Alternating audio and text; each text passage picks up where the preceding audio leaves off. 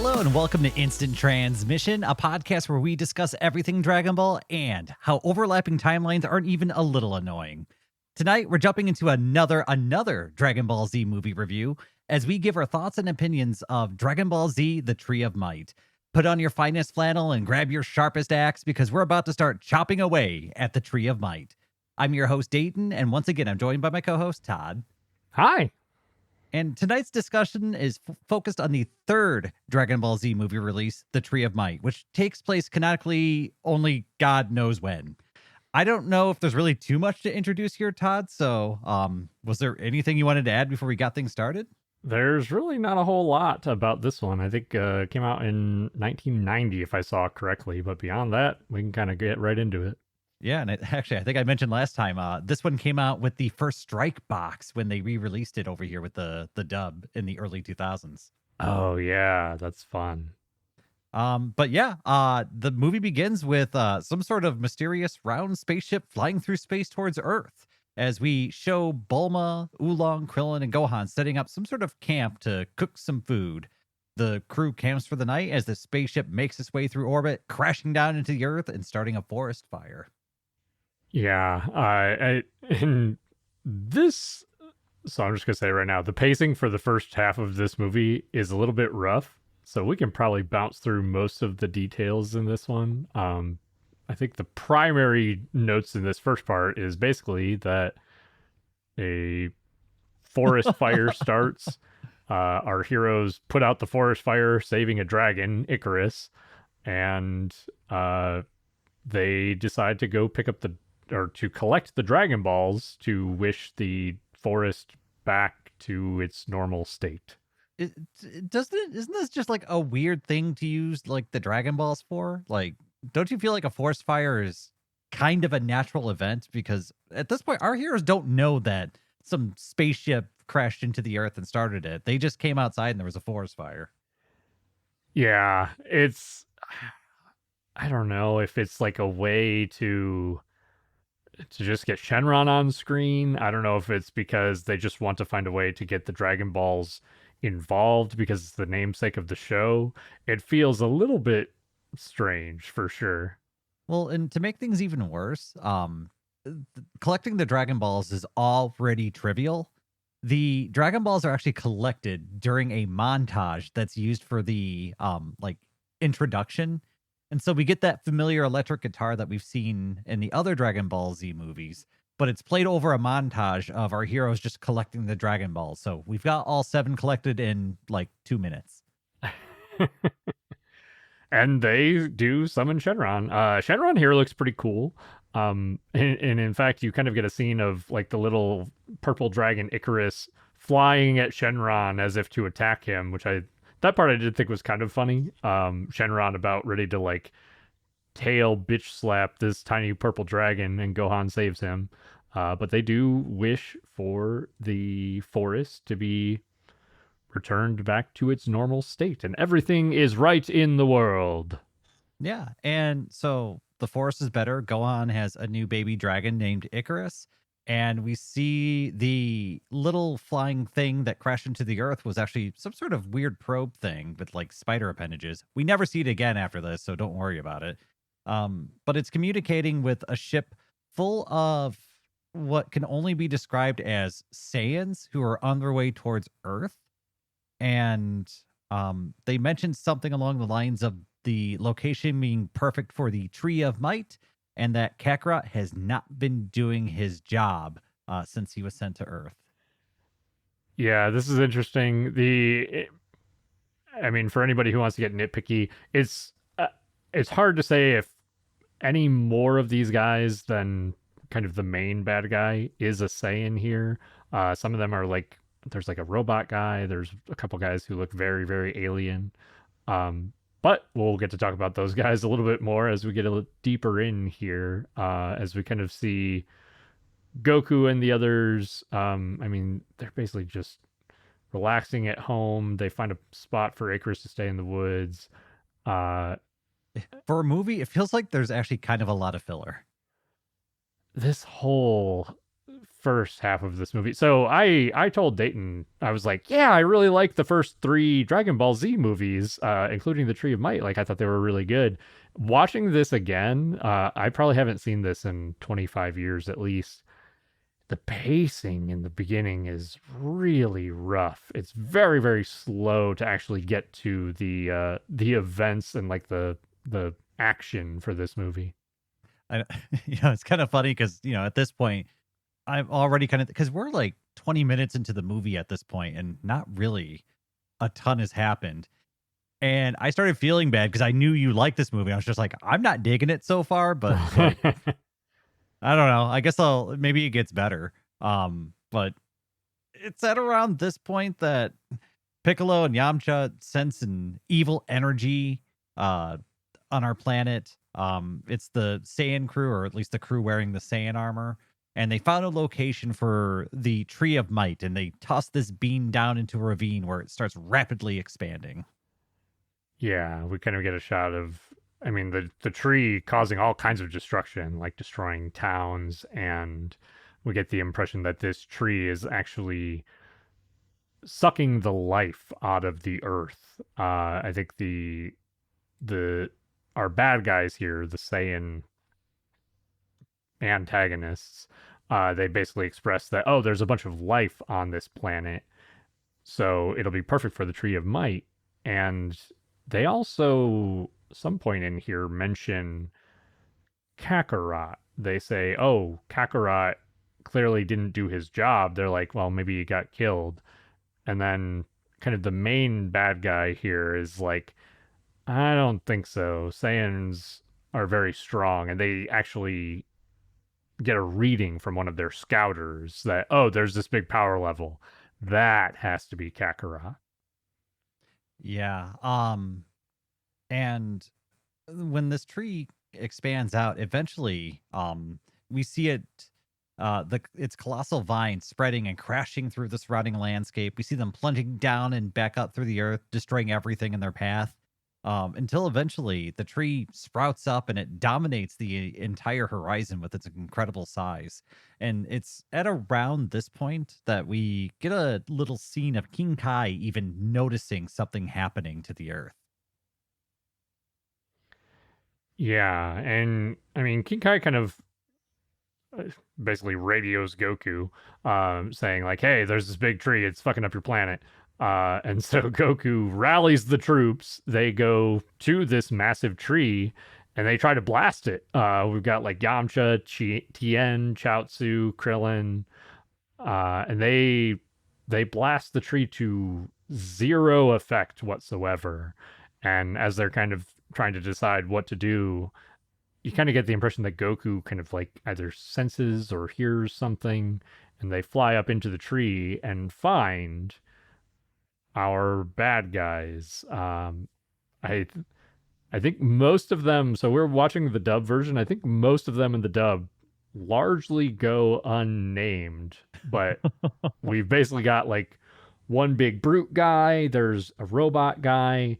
There's I don't know, the handsome guy with like a scar on his face, and then there's these two short purple alien looking guys. Did I miss anybody? I think that's all of them. I think that is all of them. I mean, it's a very brief scene because the battle begins almost immediately after they come upon each other. We see Tien and Chaozu facing off against the two little short guys. We looked up earlier; they are part of the Beans race, so that's a cool fact. Krillin is against some big orange guy, and Yamcha is against the metal cyborg thingy with kind of the, I don't know, slimy, goopy body poured into it. Can I say that the metal cyborg guy is actually probably, I think, the most interesting designed villain that they're fighting? 100%. Even one or two of his moments in the action scenes are some of the most interesting to me. Yeah, like there's a point where he's actually knocked back and we see like parts of his body like open up and kind of thrust back against like his momentum and stop him in place. The points where his joints are connected like come to a very thin, like you could almost tell there's almost like a pin that's pushed in between where they attach. Like, I don't know. He's the most interesting out of everyone we've seen because I feel like all the other villains are kind of something I don't know if we've seen it at the time this movie came out, but it's something we've seen in Dragon Ball already. Is kind of my feeling. They're fairly generic. Like I can't even really recall any of them having any particularly interesting skills. Uh, did the did the two purple guys do anything cool other than just like fight together? I mean, I don't know. I mean, the way they kind of came in was kind of neat, but I don't. Can you think of any techniques that any of them used that were memorable at all? The only one, and it's not a great technique. The only thing that like I noticed was when Krillin throws his destructo disc at the big burly guy. The big burly guy like spins rapidly like a top and shoots out a key attack that looks like an orange destructo disc that kind of deflects Krillin's. Um, Other than that, there were like a couple of generic key blasts. The robot guy, like I said, the scene that you described for the robot guy with him having like boosters in his body that really like redirect his momentum and stuff, I thought he was easily the most interesting. Yeah, I mean, normally this is where I would put some interesting notes on the cool techniques that the villains were using, but I mean, even in The World's Strongest, the guy who used the electric whip, the way that like all the little like parts came out of his body and weaved together into the whip was really neat and like such a cool little attention to detail. Honestly, this is probably one of the more unremarkable fights I've seen in Dragon Ball, especially because most of them are kind of teased at and then we don't actually get to see any of the fighting. Yeah, I really misremembered how this movie went because I totally agree with you. I remember this having fighting for like our side characters, which I always love getting to see the side characters fight. I love getting to see group combats, but this is really lackluster. Either you don't, like you said, Dayton, either you don't get to see much of the fight itself, or the fighting that we do see is just kind of not that interesting, especially for the bad guys. At least for the movies, I usually expect the bad guys, like the minions or the henchmen, to have quirky, weird abilities, and there's not a lot of that here. Yeah, or even like in the Garlic movie, Krillin's arrival felt really cool. It was like, "Oh, cool, Krillin's here." Like they kind of like hid his face a little bit and he showed up at an opportune time and even though he didn't really do anything, it was still kind of cool. I don't get kind of any vibe off of this. It's really bizarre to me because it felt like there should have been something cool here. But afterwards, like I was kind of hungry. This felt like this should have been a really cool moment, and I was a little bit let down. I agree. The only thing that kind of felt like that Krillin moment to me, on and not nearly as good, is I think Gohan comes in to save Chaozu from our beans aliens, and does all right against them for a second. I think that the idea behind the storytelling here is that we're really, well, as always, focusing on the Saiyans in this story. And so we kind of have we get cutaways to the main bad guy, the main Saiyan, who's like, this kid must be a Saiyan. He's very, very strong. And kind of susses out like, oh, this must be Kakarot's son. Yeah. And as he's watching, we see Gohan's actually the first to get like a W against all the villains, taking down one of the short little beans guys with a flying headbutt, very similar to how Goku as a kid beat a lot of villains. I do like Um, that. but weirdly enough, afterwards he stumbles around looking for Icarus, and this is where he kind of bumps into the evil Saiyan, who is also the spitting image of Goku named Turles. And I'm curious, what are your thoughts about this the main villain's design? I hate that he looks almost exactly like Goku. I mean the character model is basically one for one. The biggest differences are that he has darker skin and he's wearing a version of the Saiyan armor with the big shoulder pads and everything. And then of course, Turles still has his tail. But And It's I very I'm bland. I feel like I'm right with you there where it is bland. And it's weird because I actually really like the character design for Raditz, especially when you first meet him, because he's similar enough to Goku, but also different enough to where he's his own person. Um, Whereas I felt like Turles was, I don't know, like it didn't feel like they were trying to invoke any emotion out of me when they made his character design. It felt very much like he's supposed to look like Goku, and that's kind of as far as it went. I Unless I was missing something, it felt kind of lazy to me.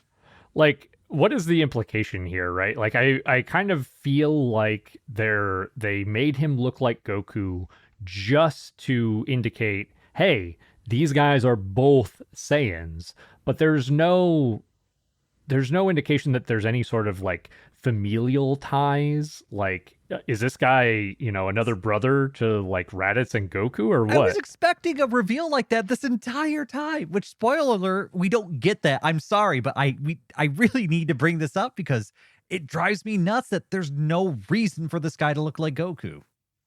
No, other than just them really ham fisting the point home about them both being Saiyans. It's also really funny to see this character now, too, after watching Dragon Ball Super, where we have Goku Black, which is basically a better version of this character in some ways. Yeah, I mean, if anything, at least with Goku Black, they tried to do something with it. There's a story as to why the main villain looks like Goku.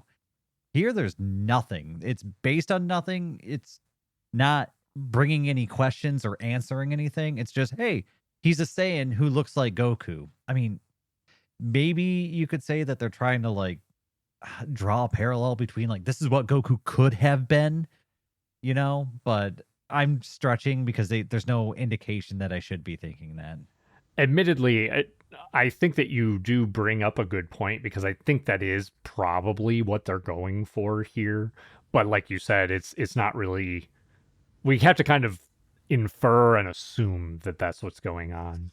Um, so the other thing that's interesting about this movie in particular, and we've talked about this a little bit with some of the other movies, like the Garlic Jr. movie, where the Garlic Jr. movie has a number of parallels to kind of the Raditz arc. This movie, to me, has a lot of parallels to the Saiyan arc, or at least some, with, well, the obvious one being that this is a Saiyan antagonist coming to Earth to, destroy it or whatever. I can definitely see that. I mean, I don't know. We'll get into it in a little bit because there's definitely, I don't know, I feel like this movie steps on some toes that Yes. we're gonna have to talk about. Which the other movies didn't. This one's the first one that we're gonna have to talk about some stuff. So let's keep on moving. Um, the Saiyan is named Turles, and he offers Gohan a position alongside him to rule the galaxy. And Gohan, of course, refuses. And Turles decides that, all right, this kid needs some motivation. But before he can really motivate Gohan, Piccolo arrives and demands that Gohan be unhanded. The movies also really love, this might be the third time. The movies really love to have Piccolo come in, save Gohan when he's in trouble, and then Piccolo gets his ass kicked. And that's exactly what happens. Gohan is hurled at Piccolo, and when the Jolly Green Man catches his adopted son, Turles just appears behind Piccolo and blasts him from the sky. So Piccolo has about 2 seconds of looking like a badass before immediately being struck from the sky. I don't know. It kind of hurts seeing it happen over and over again like this. I think that's one of the other things that bothers me about this movie.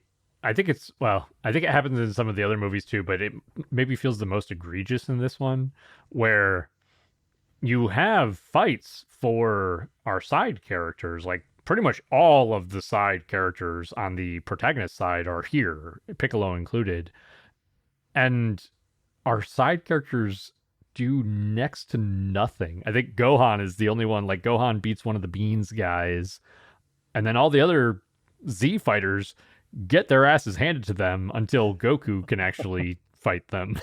Yeah, this one definitely I mean, it doesn't really try to give any color to the side characters, and they almost feel like a backdrop to Goku doing things. Like, you can tell that because I believe you mentioned before this that Toriyama isn't really too much involved in these movies, right? Like, this is mostly the animation team just coming up with stories to put on the screen. Correct. Yeah. This is pretty much exclusively Toei Animation. I don't even know if Akira Toriyama was involved in any character designs for the movies. I think he was almost 100% hands off for them. And I think that these were, well, to be frank, probably just a way for Toei Animation to make more money, or to promote the show or the toys or whatever.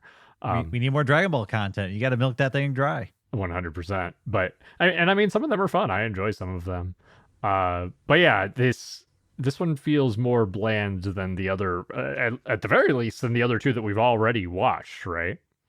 Yeah, because at this point, we're probably 2/3 of the way through the movie at this point, maybe 3/4 of the way. And this movie, the other ones were about 45 minutes. This one's over an hour. So they somehow managed to make the movie longer and have less action in it, which is why at this point I'm kind of sour because we've had all the side characters more or less get their asses handed to them with no significant fight. At this point, Piccolo's kind of out of the picture. Gohan is being tortured basically by Turles, and we're all kind of waiting for Goku to get back in action and save the day. Which is basically the next sequence as Gohan transforms into the Great Ape or Ozaru form, and to Turles's delight, starts going on a rampage. Gohan's unable to control the form, but Goku is now like on the scene trying to stop Gohan. I will say one of the things to give this movie some props, most of the moments where Goku is on the screen actually look really good. In particular, this sequence where he's not really trying to fight Ape Gohan. He's trying to just like get away from him. I think he makes a comment about trying to cut off Gohan's tail, but he's using the Kaioken to dodge all of Gohan's attacks. And there's one sequence where he like slips through Gohan's legs and like comes to a screeching halt as the Kaioken disperses on his body. That sequence actually looks super cool. Yeah, and there's actually, man, there are so many like little like 2-second long sequences that I think are animated pretty well. And I agree with you. I think that sequence looked great, but it feels like it's always bookended by something not so great, which is why it's hard for me to get excited about this stuff. And there's actually we'll get to it in a second. There's a couple moments up ahead where they do some very good animation for key blasts coming up that I kind of want to touch on in a second. So I'm going to keep going forward as eventually, Gohan gets a hold of Goku and is like squeezing him in his hands as Turles is just excited and having fun. But somebody that Gohan really cares about shows up and is able to get through to Gohan and kind of let his anger subside for a moment. And thank God Icarus showed up so that way Gohan could stop killing his own father. I hate this. I hate this so much. I wish Icarus did not exist. I think this is so dumb.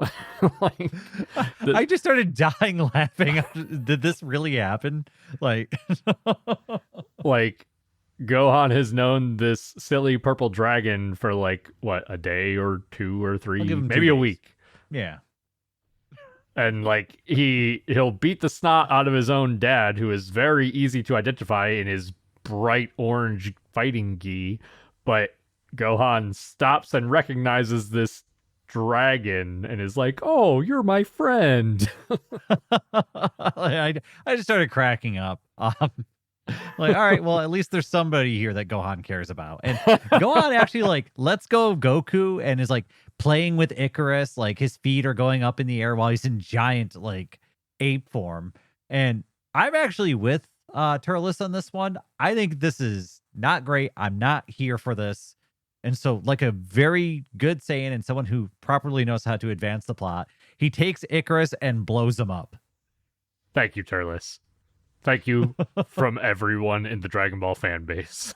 Oh gosh. And honestly, it did take me off guard a little bit that they actually just blew up Icarus like that. Like he's like a baby dragon. So blowing up a baby on screen is kind of intense. I'm trying to.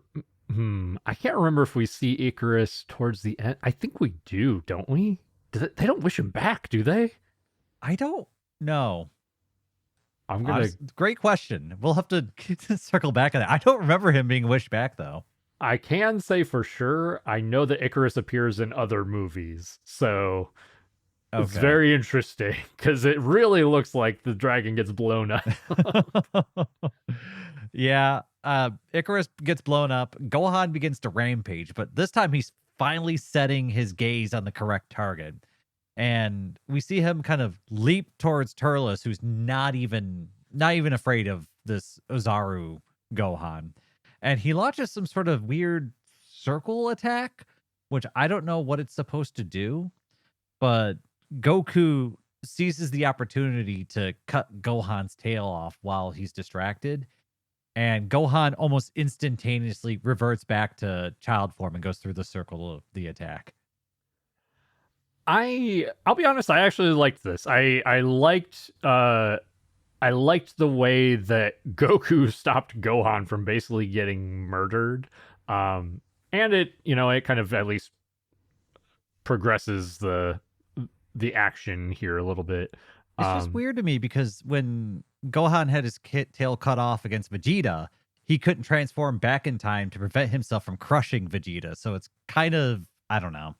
Yeah. And that's like I remember that fight so vividly that maybe I'm nitpicking here, but it felt very like he's got to transform quick enough to go through the circle. I hear you. I get what you mean, and I definitely kind of noticed that as well. I was giving the movie a little bit of a pass because I'm like, there's got to be something good in this movie. Oh gosh. I also, if you enjoy this movie, I'm sorry. I'm not trying to rip on it, but this one's a tough one. But anyway, Turles and Goku finally face off. They exchange their pleasantries, which I always enjoy. But before they can fight, the rest of the evil Saiyan crew appear, revealing that all the other Z fighters were defeated. Every single one of them are useless. It's like at least I remembered my nostalgia goggles here, but I remembered there being some cool fight sequences for the side characters. And there really wasn't, unfortunately. And they pretty much get their asses handed to them largely off screen. And now we get to watch Goku fight, which admittedly, I actually like most of the action here for Goku. Almost every time that Goku is on screen, the action and the animation is a notch above. So I'm really torn on this. This is one of those moments I wanted to bring up because there's like a small sequence of Goku fighting all the cronies that looks really good. And then he more or less beats all of them with like this like double hand like key blast around him that like blasts everybody away, and it's animated super well. There's actually not a lot of fighting in here though, but the couple things they did decide to animate did look really good. So I'm really torn because why couldn't I just have more of that? Yeah, I hear you. I really like that shot, like that particular shot of his arms like thrown out to either side, just full on key blasting those two dudes point blank. Like that looks really cool. There is a sequence towards the tail end of that fight too of him just like, I mean, it's just kind of cutaways, but it's him powering up. You see like their scouters break as he goes into a Kaioken, and then he just delivers like a finishing blow to each of them, like a fist here, a knee here, a elbow there. And then you just get a shot of a very classic anime shot of Goku standing in the center of all of these minions, and each minion just like falling and toppling over to the ground. So I actually like that, but I get what you mean. There's not a lot of meat on the bones here. And also, while this is happening, Piccolo gets his ass handed to him by Turles. This is like the only thing I could think here too was, man, I bet Piccolo could have gotten a win if he actually went and fought the minions, and yet Piccolo just has to get his ass handed to him by the main bad guy. And oh man, there's so many points here where I'm like, it's so close to being what I want it to be, eh, but yeah, the Piccolo fight with Turles, it's not really a fight. It's just, I mean, there's a special beam cannon he fires off really quickly, but it's pretty trivial for Turles to deal with. And I mean, it's a measuring stick moments to show how powerful Turles is. Yeah, and that's a good point. Is that it is pretty trivial. Turles basically like takes the special beam cannon to the palm to like zero effect, and then actually does deliver a pretty. I mean, it's a pretty neat looking key blast that is like point blank with Piccolo on the ground that just like fully encompasses him. So I mean, props there. It looks neat. Yeah, I mean, it's fine. But yeah, Piccolo is easily defeated. Goku defeats all the henchmen, and then now finally, Goku and Diet Goku can begin their battle. Wait, hold up. No, they don't, because Turles is actually going to run away. This is so weird to me. The way that this plays out is very strange. Now, I don't know if you got this vibe, but I got strong vibes that there's actually a lot more animation that got cut to make this fit in a time slot. I don't know if you felt this way, but I felt like the way it was kind of choppy, they were trying to make it fit a certain time allowance or something like that. The thing that I got out of it was similar, like a similar note of what you're, or element of what you're describing. Like the thing for me that I noticed, and maybe this is also partly an issue with the dub, but like you mentioned, Turles is almost immediately like running away from Goku, but there's not really a fight to like build up to that. Like it feels like there should be like Goku and Turles having an exchange and Goku getting the upper hand, and then Turles being like, "Oh shit, I didn't expect this guy to be so strong. I got to figure out a way to beat him," because we quickly see Turles going and grabbing fruit from the Tree of Might to basically power himself up. But we're kind of missing that whole buildup. It's basically just immediately Turles is running away from Goku, like, I need the fruit. It's like, wait, what? Yeah, like, and I mean, it could even been something like have a scene where he takes a few seconds and goes like, "Oh shoot, like my scouter is detecting like a power level higher than like when he fought my henchman. My scouter says he's more powerful than me." Like even a scene like that would have been like, "Okay, I understand what he's doing now." But right away he starts running away, and it's just like, why? I don't understand why this fight's going the way it is. At least, I mean, it made sense what he was doing, but the why was just not explained very well initially. No, not at all. I mean, there's like a couple of blows exchanged, and he's immediately going for the fruit. He does grab the fruit though, and Goku doesn't really know what's going on, and so Turles takes a single bite from the fruit and then gets super steroid jacked, and immediately lays Goku out with a punch and a knee. I actually really like this sequence. I like that when he took a bite into the performance enhancing fruit, we see like his muscles bulge and we see him kind of like arch back as his body's just like filled with the power of the Tree of Might, and then just the impact of the knee into Goku is really heavy, and just the way he's struck down into the earth. This is another one of those like 3-second scenes that you could tell they really put their A game into. It looks good.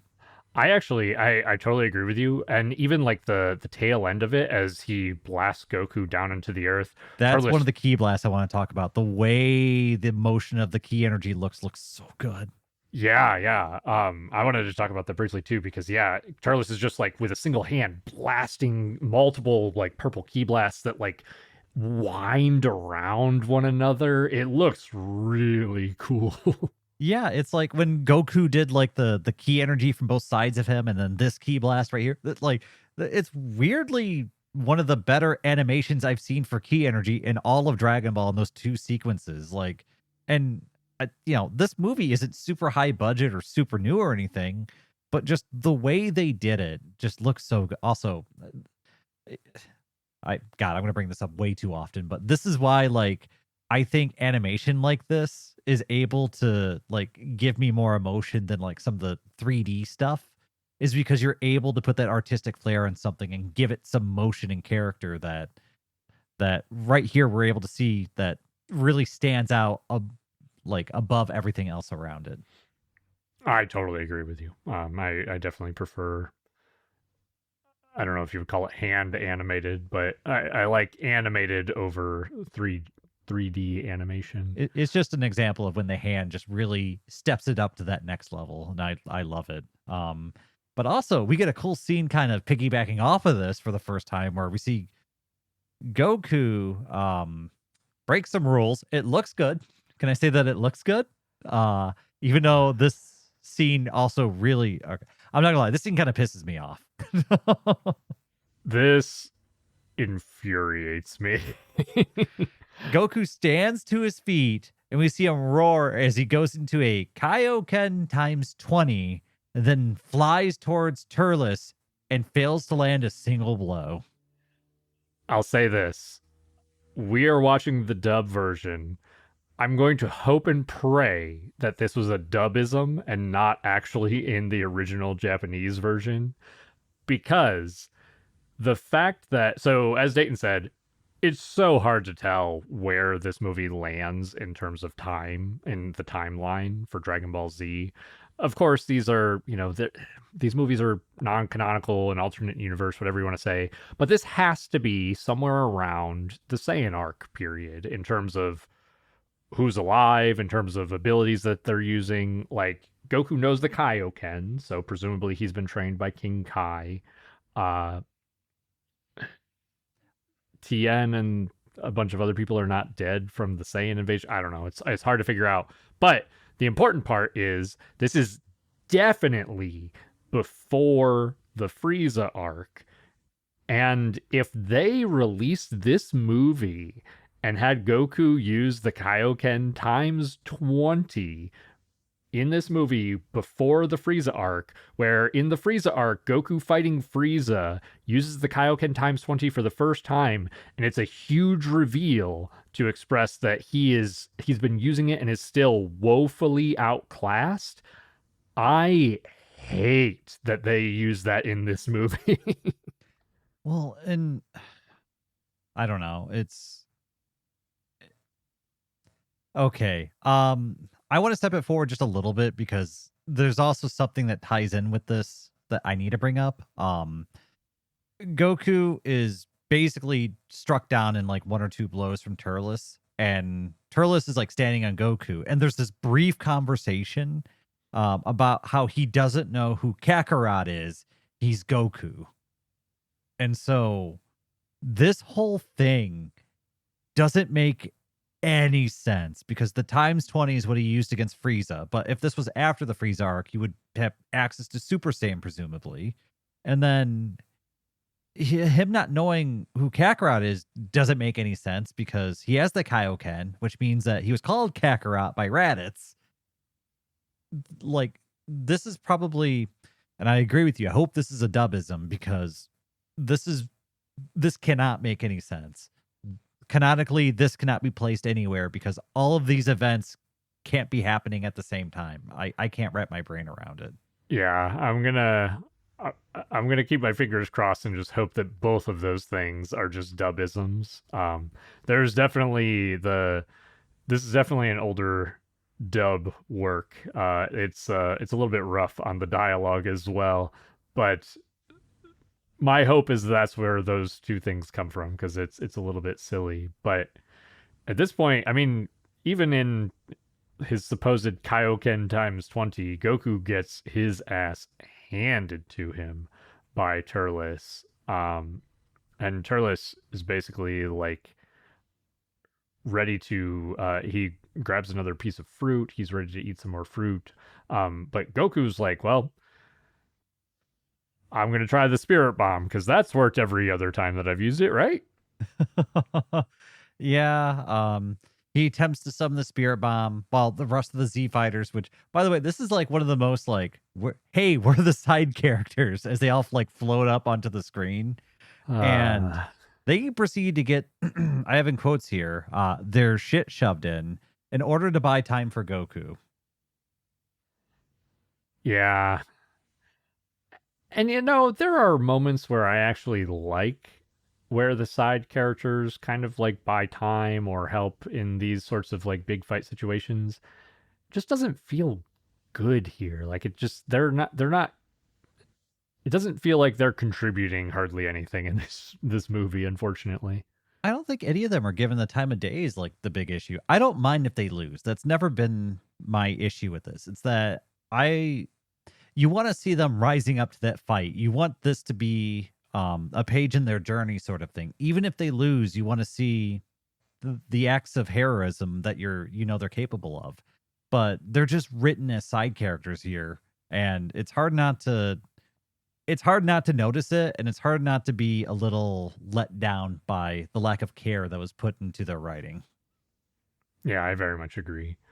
We do kind of move into Goku charging up the spirit bomb and then launching it at Turles, and Turles sees it coming and counters with his own kind of, it's like this black and white key blast. Looks kind of neat, but uh actually blasts Turles's key blast blasts through the spirit bomb and then goes through and hits Goku, making the spirit bomb completely ineffectual. And we kind of get this idea that it seems like because the Tree of Might is drawing so much life and energy from the Earth, that the Earth just didn't have enough energy to give Goku to create an effective spirit bomb.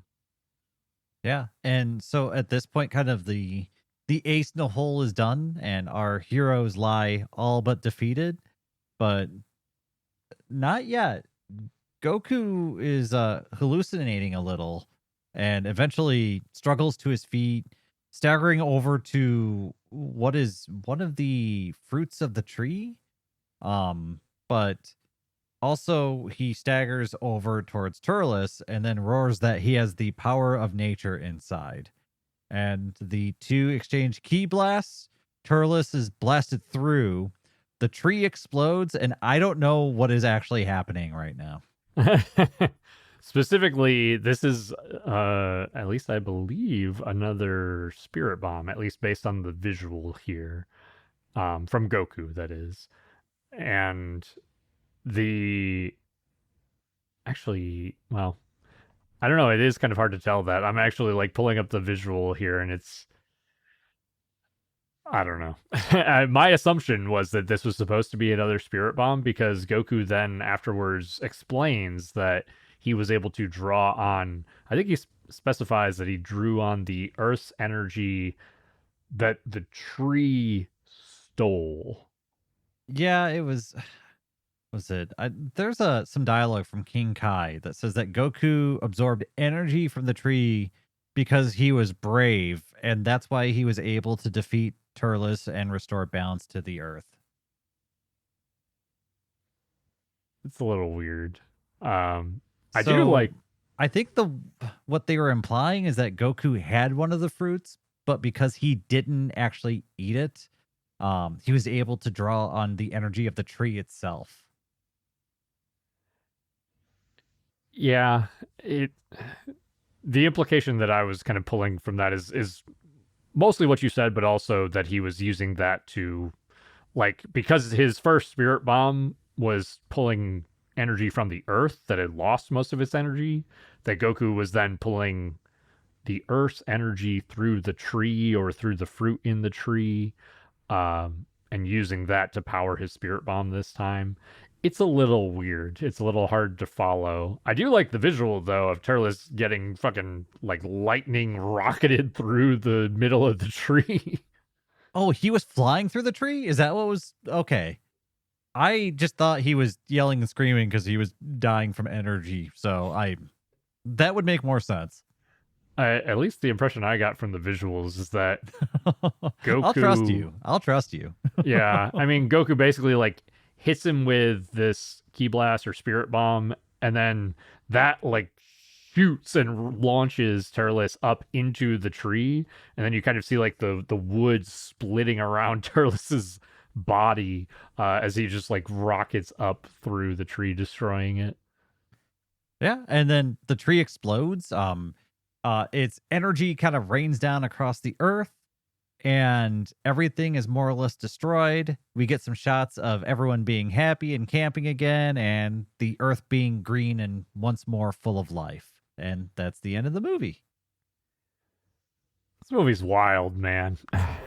Oh man, it's weird because the first like half of it, it feels so slow, and I'm just waiting to get going, and then like the last third of it just feels like everything's so jammed together so quickly, and half the stuff isn't explained super well. And I had to stop and rewatch a couple parts to figure out what the heck was happening and confirm that they didn't actually say everybody's name. So I don't know the names of all the characters in it. It is such a weird movie, especially compared to like we just watched the first couple movies over the last couple months. So those are still pretty fresh in my mind. It's weird that this feels like a departure from those two. It's funny because in my head, I always lumped this movie together with the first two, with The World's Strongest and The Dead Zone. You want to And know why you did? what's that? Because they came in that first strike box. And maybe that's why, right? But this was like, to me, I was like, oh, I really like those three because the side characters are still involved. There's the powers haven't gotten like the power scaling hasn't gotten crazy and out of control yet. It feels like the choreography is still kind of loosely grounded in martial arts, and we'll kind of see with the next movie that it starts to move more towards like the Frieza era of power, where things, I mean, the scaling starts to get crazy and the side characters really start to get left behind. But after watching these three movies again, the first three, and now seeing this one, holy hell, man. This one's rough. The pacing, like the first half could basically be just completely cut out. And then there's other pieces that, like you said, Dayton, really need to be expanded on. Like the fact that Turles almost starts the fight off with Goku just running away from him to get the fruit feels so bizarre to me. Yeah, and I didn't find the character design for the villains to be very creative. I liked Robot Slime Guy. I thought he was actually kind of an interesting character design. I honestly just make him the main villain and have him do some more cool, wacky Robot Slime Guy stuff. Like I'd be into that. Turles, I don't think uses a single technique, and that's pretty sad because he's the main villain. I mean, you could argue that like circle key Oh, the circle. ball. That's right. I forgot about that. I don't even know what that thing was going to do. Yeah, I don't know. You could argue that is like it's at least distinct looking. That's fair. That's fair. I mean, admittedly, probably the coolest key attack does come from him, but it's basically just like a bunch of key blasts, the ones that kind of like wind together at Goku. But yeah, it's not a technique. Yeah. I mean, it's tough because I mean, shoot, full disclosure, I watched it earlier today. And I'm struggling to remember any unique techniques that really popped to my head. Or any big fight scenes that really stand out to me. Like there's a couple cool moments and little clips that I think look good.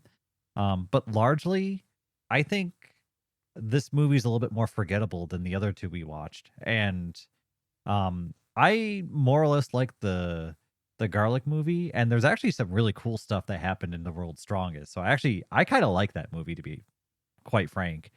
This one kind of falls behind those other two for me. I think I might feel a little different if you chop 30 minutes off the beginning and fix the pacing a little bit. Then maybe I feel a little bit differently.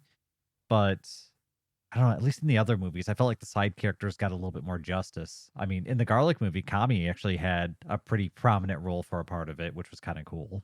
So it stinks because I feel like there's definitely a lot of cool workings here. Actually, to kind of go off on a weird tangent, on the wiki, they mentioned that the Tree of Might is actually not something of evil. It's actually a divine plant for the gods, and that it's only planted on planets that can actually support its like nutritional need. Otherwise, it destroys the planets. So it's more like this crew of evil. Well, Turles the evil Saiyan and his evil crew are using it in an evil manner, but the tree itself isn't evil, which I thought was interesting. Yeah, that is interesting. I wonder actually if that's the case. I wonder what the fruit is then used for. I mean, maybe good guys to get power ups or something, but I don't know. It's interesting. But yeah, I pretty much agree with everything that you said. The funny enough, from at least from the bad guys, the most interesting either techniques or action sequences were Turles using the winding multiple key blasts and the robot guy just like opening up his body and using boosters to reposition himself. It's like, oh, that was cool. I didn't realize that was going to be a highlight. Yeah, me neither. But those were probably the most compelling like action pieces from the antagonists here. It's just there's man, this one is it's a struggle. It was a challenge watching through the first portion because it just felt so slowly paced, and which is wild in like what is an hour long movie where it's a self-contained story to be like, all right, get to the point here. And I mean, Dragon Ball fans really don't need that much of a motivation for there to be a fight. So the fact that they took so much time to set this up felt really bizarre to me. And it wasn't like it was needed setup. It was just like, hey, we're coming to Earth. Hey, we're here. Hey, we're planting a tree. It's okay. Yeah, put the damn tree down. Just lead with the tree. And then you guys happen to be here. I would have been fine with that. It's also funny because I've watched at least all of the movies that have been done in the abridged version by the Team 4 Star guys. And so I think maybe that has also colored my perceptions of these older movies because their abridged versions are usually like 15, 20 minutes long. So it's taking all of the best bits, adding some comedy to it, and cutting out all the extra garbage. And so I probably remember all of the best pieces from the abridged version. And now watching the full original version, I'm like, God, it's so slow. You know, I actually haven't watched the abridged versions of any of the movies, so I'm kind of excited to go back and watch those with the actual context of the movie themselves. I've seen one of the movies actually. It's whichever one he has a trucker hat. That was good. Well, I mean, I'll be interested since you've seen the abridged version of that. I'll be interested to hear what you have to say about the original version of that because I don't think you've seen the original version, right? No, I don't even know what the name of that movie is. Okay. It's a little ways down the line, but yeah, we will get to that one. I think it's number like 7 or something. I've seen that one, and then I've seen whatever clip of weakness identified. That's good too. That's from that movie. Oh, it's the same movie? Yeah. Yeah, that's good. So yeah, I'm excited to go back and watch the DBZ abridged versions of these. Just I know they probably recognize the same criticisms I have, so I'm excited to see what they're able to do with it. Yeah, I mean we do have at least at the time of recording this, spoiler, we've got about a month out from the release of Daima. But at some point, I would love to go back and talk about some of the abridged movies, and maybe even if we get really ambitious, the abridged series as a whole. Yeah, that's absolutely on the conversation block. Man, oh, I have a lot of opinions about it. Sometimes I actually prefer to watch abridged than watching back through Dragon Ball. I'm the same, and I love me some Dragon Ball, but I guess we can kind of wrap up our discussion about this one. Yeah, man, I wish I could say more good things about this one, but it is. I thought that I liked this movie even going into it, and I was pretty disappointed. Yeah, I mean, you can get a pass for like not doing a great job, but the fact that they broke some things canonically, um, and maybe spoiled some things, I don't know. There's actually like some actual problems and bad questions that this movie introduces, so I think it's kind of deserving of a harsh criticism, but I mean, there's some fun moments in it, and if you enjoy this movie, rock on. Like you can tell that they at least tried to do something with it. It just for me, it was kind of a miss. Yeah, this the good thing about this movie for me, I will say, is that watching this movie makes me want to do, at least maybe once we've finished all of the movies, to score all of them. Oh yeah, I knew that was coming down the pipe at some point. How many movies are there? Is there 12? There's, for the original Dragon Ball Z movies, there's 13. So it would be interesting to either put those on like a ranking list or to give them scores or both. But this one would be, no matter how we did it, this one would be pretty low. I have a strong feeling. I mean, I haven't seen the rest of them, so there could be even more stinkers down the pipe. What if this is the third best movie? Oh man, that would be unfortunate for our future. Oh gosh, yeah. All right, I don't want to think about that. All right, let's move on. Yeah, I mean, I think most people can tell we're not big fans of this one. I don't have a whole lot else to add. There's a few good sequences. I liked a few of the key blasts and stuff. A couple cool scenes with the Kaioken. Did you have anything else you wanted to add, Dayton? I mean, they made key energy look cool in a couple spots. My boy Krillin was done dirty, and I think had 2 lines of dialogue throughout the entire movie. So yeah, let's get on to the next one. Well, I think that's going to be it for this episode of Instant Transmission, where we discuss everything Dragon Ball. This has been your host, Todd. And I see that bold text. Oh God. Don't forget, we're on Patreon and Twitter. If you want to make our oversized tree grow, you can find us at patreon.com/ITDB podcast. And actually, instead of promoting our Twitter, because we are terrible at social media, we've got a Discord. Probably the place where we are most active on the internet. The Discord link will be in the episode description, but you can also find it and all of our other links at linktree/ITDB podcast. That's linktr.ee/ITDB podcast.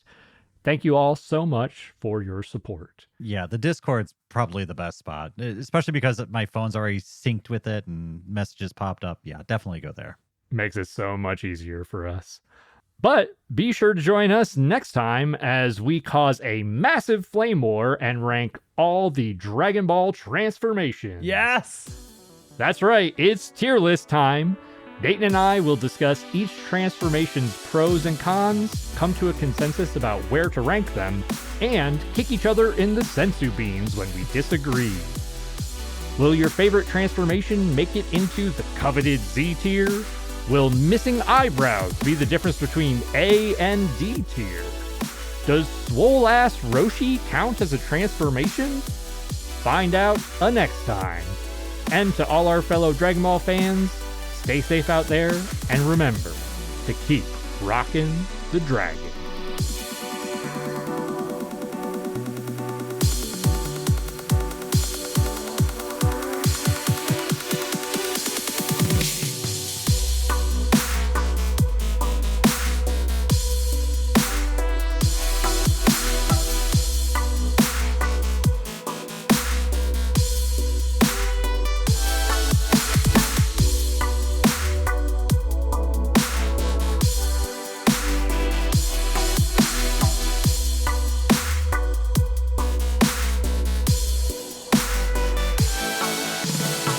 Oh no, my trucker hat! Weakness identified.